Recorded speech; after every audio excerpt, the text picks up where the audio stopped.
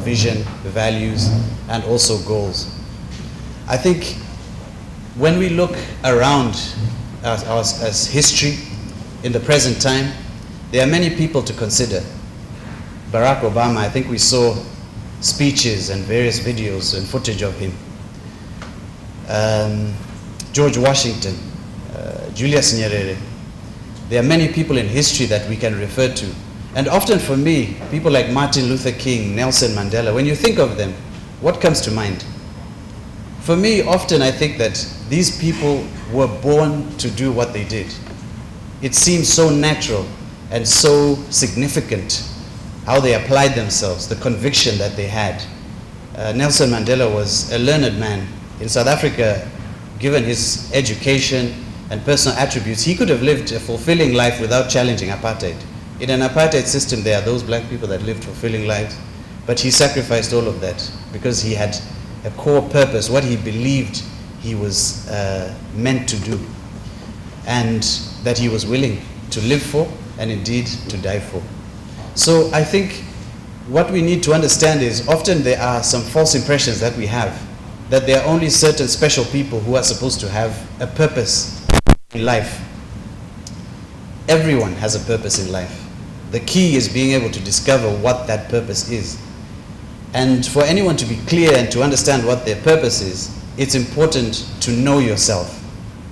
Understanding and discovering your purpose involves self-discovery, who you are. Our discussion will look at a number of things. What is mission? What is purpose? We're going to look at questions that you need to ask yourself in order to be able to really identify what purpose is. Your value base, what you believe, is key in terms of driving what your purpose is. A core value or core belief for me is I do believe in God. I believe that there is a God and that we were made in the image of God. This drives a lot of my beliefs. For there to be a creator and for us to be made in that image means that we have the ability to create. So that is a key driver that also influences my belief that we are spiritual beings. This influences my belief about our growth and how we impact the community and the people around us. So it's important to understand what we believe. We need not believe what the next person believes, but it is important to have conviction on what it is we believe and understand why we believe and what impact this has on our journey through life. We'll talk about the different levels of purpose and what one can do to identify what their core purpose is and how this impacts every area and aspect of their life. Some of the questions that we need to ask ourselves, and which I'm asking you today. If you were 10 times bolder than you are today, what is it that you'd have the courage to do? If money was not an object, if you were richer, if you had $1 million in the bank and you didn't have to go to work where you are now, what is it that you would do? If you were at the end of your days and you were talking to a child, maybe your grandchild or someone in a school, what is it that you would share with them that you were most proud of to achieve in your life? These are some of the questions we need to ask ourselves. Who were you when you were a child? Who was that person? What are the things that excited you most? What were your favorite toys? What did you mostly like to do?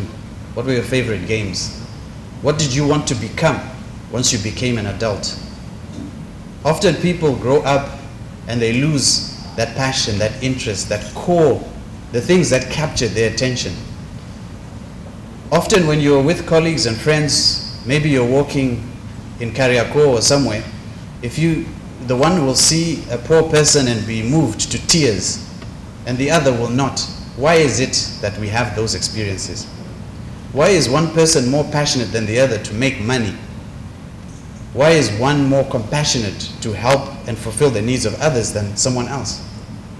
Why is one person eager to lead and to direct others in particular directions? Why is it some are prepared to sit and watch as our societies move towards directions that can only cause destruction, while others are moved and are caused to act on those issues? Fundamentally, the things that motivate us concern